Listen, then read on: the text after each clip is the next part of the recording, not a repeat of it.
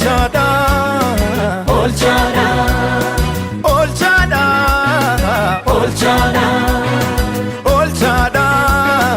Oolchaadha, Humni isaa oolchaadha, maqaan isaa oolchaadha. Humni isaa oolchaadha, maqaan isaa oolchaadha. Humni isaa oolchaadha, maqaan isaa oolchaadha. Humni isaa oolchaadha, maqaan isaa oolchaadha. Maal jennee ijoollee waaqayyoo ta'uu jennee marsaa arfaffaa ilaalaa jirra. Ji'a tokko fixuuf jechuudha. Amma kana gidduutti wantichi fooyyessaa jira, fayyisaa jira jedhee yaada. Ijoollee waaqayyoo ta'uu jennee Roomee 8 irraa kaanee barumsa guddaa baran. Har'a garuu inni nuyi barannu mata duree of danda'a achuma keessatti maraatummaa garaarraa fayyineeti qabxii isa dhumaati. Maraatummaa garaarraa fayyina. Ijoollee waaqayyoo ta'uudhaaf inni ittaanu qabxii of danda'an mata duree of danda'an warri barreessitan barreeffadhaa. Maraatummaa garaarraa fayyina. Garaa maraateef fayyee ijoollee waaqayyoo ta'a. Macaafa Lallabaa boqonnaa 9 lakkoofsa 3 nan dubbisa akka jedha. Warri macaafa qulqulluu qabdan baafadhaa. Macaafa Lallabaa boqonnaa 9 lakkoofsa 3 akkas jedha. Wanti aduu jalatti hojjetamu hundinuu hundumaa keessaa inni hamaan isa namoonni hundinuu dhumi isaanii tokko argatanidha. Kanuma irratti iyyuu garaan ilmaan namootaa hamminaan guutuudha. Bara jiraatan hundumaattis maraatummaan garaa isaanii keessa jira. Kana booddee immoo hin du'u. Garuu warra jiraatan gidduu kan jiraatu abdii qabaa. Leenca du'eerra saree jiru wayyaa. Leenca du'eerra saree jiru wayyaa jedha lafi nama irratti dhaabe jechuudha. Macaafa jedha malee sammaa mammaasa miti jechuudha. Maraatummaa garaarraa yeroo fayyinu ijoollee waaqayyoo ta'an. Mee gabaabaatti waa'ee maraatummaa garaan isinitti hima. Garaa jechuun isa biddeen itti nyaannu kana miti. Sirriitti na dhaggeeffadhaa. Garaa jechuun isammaa nu keessaa garaa macaafni qulqulluun afaan Ingiliffaatiin inni nu amma barannu kun herti maayinden. Herti maayindiituun ta'ii malee istoomaach yookaas garaasa jennu sana miti jechuudha. Herti maayindiidha. Kutaa kana keessatti kan dubbii kana dubbatu Solomoontu jecha kana jedhe. Waan argee jedhe Solomoon. Wanti arge waan nama dhibuudha jedhe. Innis maali jedhe? Aduu kana jalatti jedhe. Isa nami hundinuu dhuma tokko qabuudha jedhe. Irraan deebi'a jecha ammaa. Isa nami hundinuu dhuma tokko qabuudha. Sooressas haa ta'u, qabeenya guddaas qabaatu, hiyyeessas haa ta'u, wallaalaas ta'u, ilmi namaa kun dhuma tokko qaba. Innis maali? Eenyuyyuu qullaa garaadha isaa keessaa bahee qullaa biyyootti deebi'a.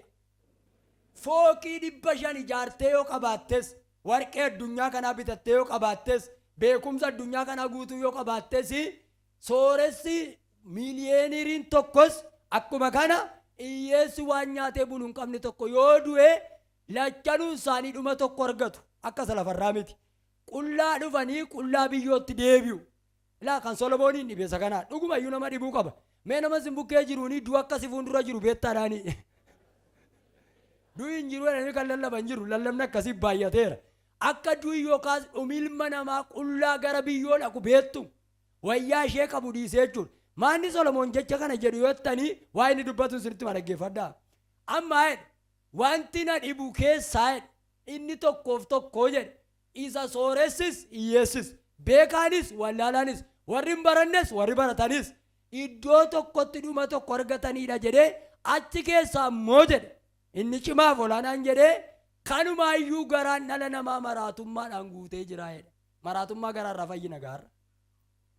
Maraatummaa garaa jechuun maal jechuudha? Garaa ammeenyaan guute jechuudha.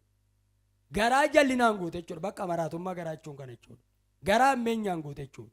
Namni tokko garaan isaa hin maraate kan jennu yeroo ammeenyi keessa guutu jechuudha. Yeroo ammeenyaan guutamu jechuudha. Garaan ammeenyaan guute immoo sirriitti na dhaggeeffadhaa.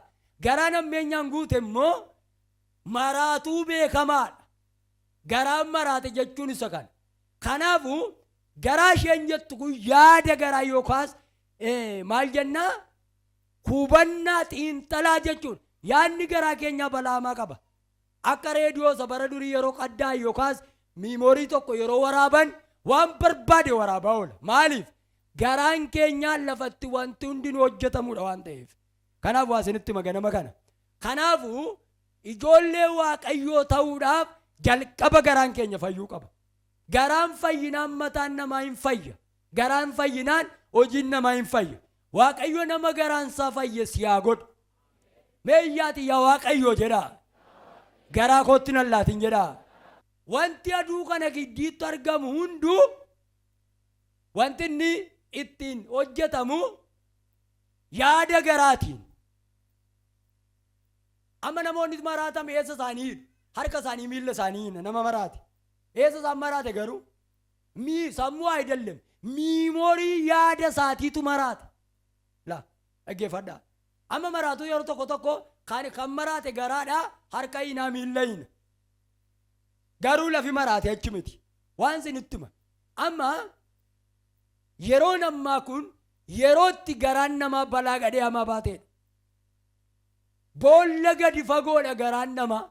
Maraatummaan garaa jira taanaan ijoollee waaqayyoo ta'uu hin dandeenyu. Abbaan lallaba keessatti lallabu kun Solomoon maal jedhaa? Isa namni du'atta deemaa garaan isaa immoo maraatuun nama dhibee jedha. Utuu garaan kee hin fayyin du'u jechuudha. Utuu garaan nama tokko hin fayyin du'u. Namni tokko utuu garaan isaa hin fayyin gara du'aatti adeemu jechuudha. Waan isinitti hima. Kiristaanummaan wangeelli addunyaa na dhaggeeffadhu. Biyya kam teessanii kan hordoftan dhaggeeffadhaa. Wangeeluma jechuun jalqaba wayyaa namarraa jijjiiratu hin ta'in jalqaba yaada namaa jijjiira. Irratti dhaggeeffadhaa. Na amanaa kan. Wangeela jechuun jijjiirama abboota keenyarraa argaa dhumne jalqaba dhaggeeffadhaa. Biddeen kennatu hin ta'in humni wangeela keessaruu jalqaba garaa jijjiira. Mee waan sin gaafadhu?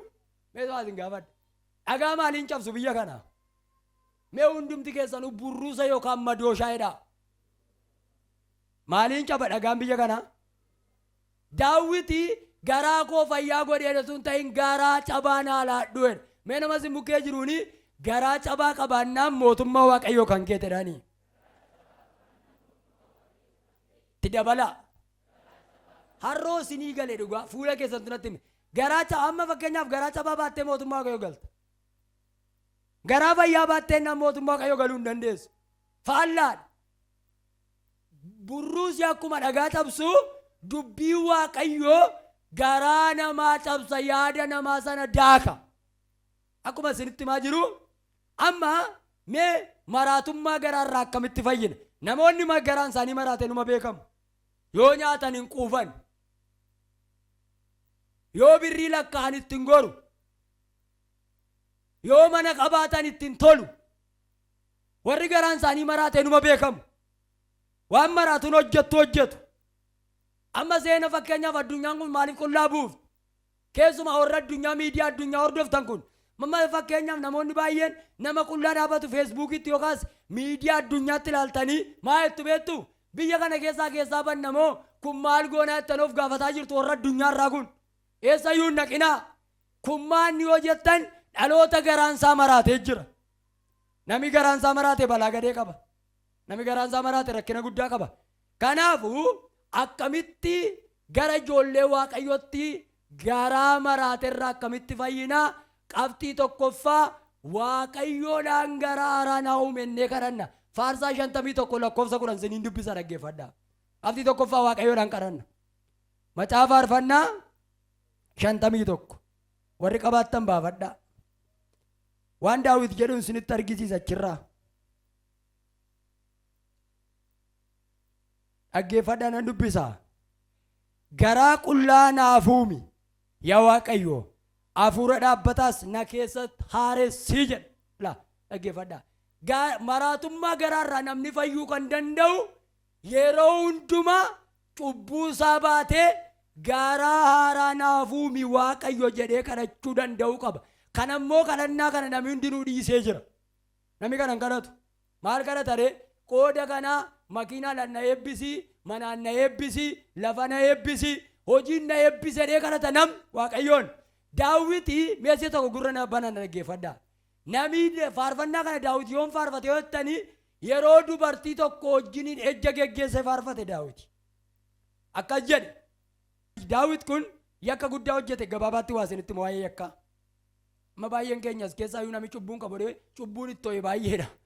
Amma akkas godhe Daawit. Na dhaggeeffadhaa. Yeroo tokkotu Daawit loltuu isaa keessaa ajajaa waraanaa godhee abbaa manaa beet shaabaa sanaa maal godhee gara waraanaatti ergee abbaa manaa irraa ajjeesisee ishee irraa immoo dhala godhate. Waaqayyo Daawitiin akkas jedheen, "Ee Daawit ennaan jallinni kee kun maalii? Garaa nama kana maatu?" jedheen. Mena ilaala. Garaa nama kana maali? Abbaa manaa irraa ajjeesifte, ishee irraa dhala godhatte, ati namni cubbamaan akka keetii kun maal Daawit? Maal fakkaata jireenyi kee kun jennaan? Waan Daawit jedheen sinitti nama ta'e lafarra waan jiruuf. Akkeede garaan koo qoshosheeraa jedhe. Garaan koo xuraa'eeraa jedhe. Garaan koo amma xurii baateera, nama ajjeeseera, dubartii kana wajjin ejjeera, garaa haaraa naaf uumi jedhe. Kanatti Daawit kadhate kun Daawitiin fayyisuu jalqabeera. Waa isinitti hima. Garaa haaraa eessarraa Waaqayyo nuuf hima jettan yeroo waa'ee garaa keenya Waaqayyoon kadhannuudha. Waa tokko si yaadachiisu namni hommoo'ee seexanas addunyaa kanas immoo. Mee nama si bukkee jiru namni hommoo'ee addunyaa kana mo'aadhaani. In tursuuf na dhaggeeffadhaa joo. Namni hommoo'ee addunyaa kana mo'a. Namni ofiisaa moo'ee addunyaa kana jilbeenfachiisa. Hommoo'uun murteessaadha. Fakkeenya hawaasin gaafadhu namni amma nama of qabuu danda'u. Daawiti araara gaafate Waaqayyoon. Akkeede balleesseera garaasa kana na keessaa baasi garaa haaraa naaf uumi jedhe. Maal godhi? Garaa haaraa naaf uumi. Mee fedhiin keessan maal? Waaqayyo akka jedhe dhaggeeffadha. Gurra keessanis qabadha. Yaa warra cubbuun sin doorsiftu. Yaa warra cubbuun mana keessan keessatti dagaagee. Akkeede Waaqayyo. Harka koo argaa jirtu? Deebuu barbaaddaa? Dhufuu barbaaddaa? Garaasa qoshoshe sana si keessaa baaseen garaa haaraa siif uumadhe Waaqayyo. Hindi dataan garuu ittiin duuta addunyaa miidiyaan na dhaggeeffachaa kan jirtan garaa xuraa'aa baattanii na biran dhuftan ani isin hin barbaadu. Warra garaan isaanii qoshoshe mana kootti hin fidu jedhe Waaqayyo. Garaa haaraa. Dhageessu waan sitti hima. Garaa haaraa naaf uumi jedhe Daawit. Garaa akkamii? Garaa nama ajjeesuu hin dandeenye, garaa ejjuu hin dandeenye, garaa sobuu hin dandeenye na keessatti uumi jedhe. Akkamitti maraatummaa garaa irraa fayyina kan jettuuf yeroo tajaajilaa cimaan addunyaa kana keessa namni sodaatu nama ofiisaa irratti Waaqayyoon kadhatu. Maal goota biyya lafaa irratti gamoo miliyoona meeqa yoo ijaartu hin dabartoo? Qullaa kee wayyaa sitti baafne qalabatii tokkotu sitti nambisiin boollatti si deebina waan ta'eef. Kan barbaachisu maal? Garaa haaraa naaf uumi jedhe. Amma Waaqayyoon tuffatinii waan saba kanatti muhimi. Namni tokko garaansaa akkuma yeroo jalqaba waldaa dhaqeeti. Akka inni itti sobeessi bira taa'u immoo laalteetta ayyaa jedha. Waa'ee obbo Baluu kana akkamoo garaan na jibbaadha yeroo itti biraachi deebitu immoo biyyoon siyaa nyaatu lafi kun siyaa liqimsuu jedha. Dhuguma sitti maaman. Bara akkasii keessa jirra nuyi. Mee ati garuu harka kee ol fudhadhu sin eebbisa yoo dhuguma ergaan kun kan kootetti. Waaqayyo har'aa jalqabee garaa haaraa garaan xuroofne si keessatti ta'u. Lama. Jabeessi ameen. Nu warra guddaadha ameen jedhi guddisi. Nu warra guddaadha. Lallabni mana kanaan lallaba guddaadha galanni Waaqayyoof haa ta'u. Waan sitti hima. Bu'aa garaa haaraan sitti hima. Daawitiin gaafa laalu Daawiti yaa Waaqayyoo jedhe. Ilaa fuula sitti deeffadheera dhufaan jira. Yoo na reebde na reebi, yoo na ajjeefte na ajjeesi. Garaa haaraa naa muufi nan ajjeesin jedhe. Waaqayyo kee Daawitiin. Ayi Daawit ennaan ofirratti barteetta garaa haaraa barbaaddeetta amma lubbuu kee lafarraan balleessu atillee nama ajjeefte abbaa manaa ishee irraa ajjeefte wajjin ciifte aangootti fayyadamte siin garuu sin ajjeesu jedheen Daawitiin. Maal ennaan adaba fuula kee fuuldura jiru keessaa filattee amma saraarri jiraadheen waa tokkoon si yaadachiisa. Namoonni tokko badaa Waaqayyoon araara gaafatu, sokkaa fagaachaa gaafatu, balleessaa ittuma fufaa gaafatu. Mucaa tokkotu hin badee jedha. Ilaa wangeela Lukaas keessatti waa gurguddaa sadiitu bade. Meetiin badeera, meetii jechuun ishee qubatti kaatan sibiila jechuudha. Hoolaan baddeetti gurbaan tokkos badeera. Mee namas bukkee jiruuni waa sadii badeedhaani. Meetii, hoolaa, mucaa. Meetii maaltu barbaade erge? Abbaa meetiiti. Hoolaa maaltu barbaade erge? Abbaa hoolaati. Gurbichi garuu nama waan ta'eef ofii isaa gale. Nama bukkee jiruun ofii keetii gali teessee Waaqayyoon hin eegin jedhani. Namoonni tokko duddaan mana machii keessa taa'aniitu kottuu asiin hafuudhi jedhu. Akkasiin jedhee Waaqayyo atumti deebii kottu malee achi dhufee sin fuudhu. Amma gurbaan kun ilaa meetii akkamitti argan beektu ibsaa qabsiisanii wayyaa gala gaggalchanii argan. Hoolaa immoo akkamitti argan abbaa hoolaa gadi bee barbaade Lukaas boqonnaa 15 irra jira warri miidiyaan hordofaa jirtan dhaggeeffadhaa. Gurbaan garuu Lukaas 15:17 irraa yaada isaa naanneffatee ofuma isaatii deebi'ee galee jedhe eenyutu harka ol kaafata. Akkeedee Waaqayyo ofuma keetii karaa ammeenyaa sanaa deebii kottu ulfina dura kee hidhaadhe Waaqayyo. Mee nama si bukkee jiru hin galtamoo hin galtoodhaanii. Hundi keenya nami cubbuu hin qabne hin jiru. Mee nama si bukkee jiru guyyaa guyyaatti guddadhoodhaanii. Mee gaaffii cimaa naa gaafadha uummata kana. Maal hojii waldaa dhattaati jedhanii. Birriin si kaffalamoo hin jiru jedhanii jala gaafadha. Akkeettu na ollaa keetti maddu akkeettuuni fooyya'uudhaaf waldaa dhaqanii. Gurbichi jechuun ofii isaa deebi'ee gale. Nama tokko cimaa mana kana keessaan sinitti argisiisa. Waaqayyo maqaan isaa ulfaatu waaqumti isaa eebbisu. Addunyaa kamirra kan hordoftan. Nama cimaa sinitti himu nama ofii isaan beekee qalbii jijjiirratu. Nama gaa'ila isaa keessatti jechuudha. Haadha manaa cimtuu sinitti argisiisa. Balleessiteetti abbaa manaan hangaltee dhiifa manaa godhinatu balleessite. Haadhi mana akkasii cimtuudha. Tokko garuu balleessite irratti immoo maal jetti badiin kan koomitiyeetti. Adagaa saalaanni kun. Sabooddee dullaan dhufa sabooddee rukuttaan abbaa manaa tokko cimaadha. Hin balleessaa hin dogoggore bakka. Nam balleessee jedhe. Nama akkasii nama cimaadha. Mee nama si bukkee jiruuni ofii kee yaadannaan ati nama guddaadha dhaanii. Maal jettan? Fakkeenya tokko isinii fudhadha. Namni of hin beekne abbaa isaa tuffata. Namni of hin beekne abbaa isaa abbaarraa dhalatee tuffata. Akkamittidha? Amanuu seenaa abboonni keenya warruma duraa irraa dhalanne kana waan baay'ee caallu fakkaan. Maaliif? Qubee zarrazzarree waan barreessineef. Mee waa isin gaafadhu abboonni keenya duritti waa lamaan nu caalu. Maaninnis qabeenyaanis beekumsaanis. Qabxii tokko garaa qullaa Waaqayyoon kadhachuu. Garaan kee qulloomnaan lootii ulfinaa si fuuldura jira. Bashannana guddaa si fuuldura jira. Waaqayyo akka jedhe jalqaba garaa kee jijjiirraan bakkee kee nan jijjiirade Waaqayyo.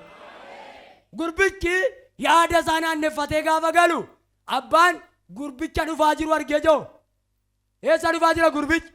Keetti deebi'aa jira. Gurbaan kun dhufaa jira sulumaa dhee abbaan isaa. Ergi dhufaa jiraatee amma wayyaa cimaa, qubeelaa cimaa, hoolaa cimaa qalaa jedhe. Maal jennaan habashannanu mana booyyee nyaatanii dhufe. Mana warra duuriyootaatii galee qe'ee warra sobduutii dhufe. Qe'ee warra abbaan kabanyee dhufe. Amma mucaan koo kun kana booddee jireenya jiraachuu barbaadaan. Eenyutu akkana bidda kanaa qabsiisuun beeku galgalaa ganama qalbii jijjiirratta taanaan bara fuula kee fuulduraa badhaasan sii qabade Waaqayyo. Osii ta'ee baatees ameen jedhii fudhadhu. Amma nuni dhagaadha. Namoota baay'een dhagaadha nuyi jedheera isin duwwaan jenneef dhagaadha. Itti lallabdan galuuf gurbaa kee gaafa qeetti dhufuusaa argu akeen gurbaan kun amma dhufeera jedhee abbaan isaa galuutti radhe gara dhufuutti radhe. Kiristaan nama addunyaarra na dhaggeeffataa jirtan yeroon taa'ee isin ilaalu kiristaana waldaa keessa taa'ee waldaa keessa badeedha. Mee nama si bukkee jiruuni tafkii qabuutu ulfaata jaldeessa qabuun salphaadha. Maaliif tafkiin keessa keeteessi bobaa makeenya keeteessi yeroo taddana ila hin jirtu achi dabarti jaldeessa garuu bobaa silixu waan ta'eef adamsitee qabdi. Kiristaana waldaa keessa waldaan naqa garuu akkuma isaa duriiti. Eenyu tarka isaa ol kaafatala harka koo duukaa bakakkaa tokko buufamu na'aman akka jedhe Waaqayyo jijjiiramtee nama guddaa taatadhe Waaqayyo. Libbi bal waan tokko isin gaafadha akka isin hordoftan boqqolloo yeroo ija tokko lafa keessa keenyu yeroo keenyu bifi isaa maal fakkaata? Meena duuka adiidha jedha. Torbee tokko booddee maal ta'a? Hin tottorodha. Tottoromoo hin tottoru. Bifa gurraacha uffate moo uffatu? Ergi bifa gurraacha uffatee booddee jijjiiramee biqila. isa booddee damee baasa jabaasa eenyu akka ta'e hin beeku golatitti rakkatte nufuu barbaade qeetitti boosse nufuu barbaade arrarraa jalqabe hafuura jijjiiramaa sirra fideera. Kana fakkeetta meen jetta mee nama si bukkee jiruuni minaaniti nyaattee jedhaani nyaattee dhufteedhaani jijjiiramee si jiraachiseedhaani harka kee diriirfadhu abbaa isaan beeku akkeedhe waaqayyo kiristaana jijjiiramaa ta'e malee addunyaa si dheebotare waaqayyo. Liyaa diyaamoo tuura alaabaa diyaas. Amma kiristaana tottoree sin argine nuyi amma maal barbaan amma baay'een keenya meela kana gadi bayilaan konkolaataan jiraa jiru kan koos hin jiru isin qabdan maan kiristaanuma jeeqamaa taane nuti jijjiirama nuyi nutti dhufe jijjiirama sirriimin maal jetti warri keemistirii external change jennee internal change yookaas maal jette physical change jennee chemical change jechuun maal jechuudha beektu deebinee malkii wantichaa kan hin arganne jechuudha gubatee isa dhume jechuudha isa bareedaadha waldaa keessatti. Physical change immoo kiiloon isaa tokkuma safarri isaa tokkuma hojjaan isaa tokkuma jijjiirama akkasii jijjiirama bakkee jechuudha yookaas jijjiirama faalkaa fudhadhu hin ta'u inni jedhame sun soboodhaan footoo mukatti dhadhaabuudhaan addunyaa sobuudhaan jijjiirama amantootatti hin dhumne lafa wangeelli keenya jirutti harkas qabadhu hararraa jalqabee maraatummaa garaarraa si fayyiseera. Bakka wangeelli keenya jirutti kiristaanni abdii borii qabu du'a garasitti jireenya abdatanii jiru. Bakka wangeelli keenya jirutti lallabaa sirrii sitti hin dhumne malee. Abboonni keenya mootummaa dargii keessa jecha tokkitti dubbisanii peentii amma kan horan. Maaliif? Jijjiiramii nutti dhufee guutuu tamma namni qubii galee jira waldaatti. Maal jedha beektu? Kottaa mee waldaa oolchaa dhalootaa tokko danda'an maal jennaan? Achitti immoo waaqayyo tarii bajaajii naa bituu danda'a. Qubii yoo takkannaa goote akkasii godhe yoo hojii naa laatte akkasii godhe yoo takkannaa goote maal taatan ijoo jijjiiramni nuyi jijjiiramne jijjiirama salphaa miti akka itti nama suukkee jiru natti ajaa'e biyyi lafaa dhi laatoo paaradiyaas maal sitti ta'e amma addunyaan birriidhaan maraatti miti nutti ajaa'e nuyi maan jaalala tokko nutu ka'ee jira innis maali meena duukaa jira hin nufa michuun keenya jedha utuu dubbannu yeroo minaan haaman minaan isa jijjiirame haamu moo isuma si lafa ta'ee deebi'anii haamu dabala warri waldaa dhuftan seetana rukutamaa dubbadha maal haamu Yesuus deebi'ee kan inni dhufuuf amantoota fudhachuutu hin ta'in warra jijjiirama dhugaa jijjiirame mana isaatti fudhachuu dhufa.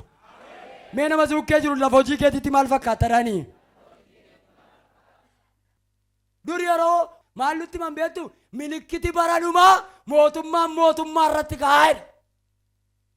Milikkita baranumaati. Lafirraafamaa waggaa 20 dura kanan nagaye.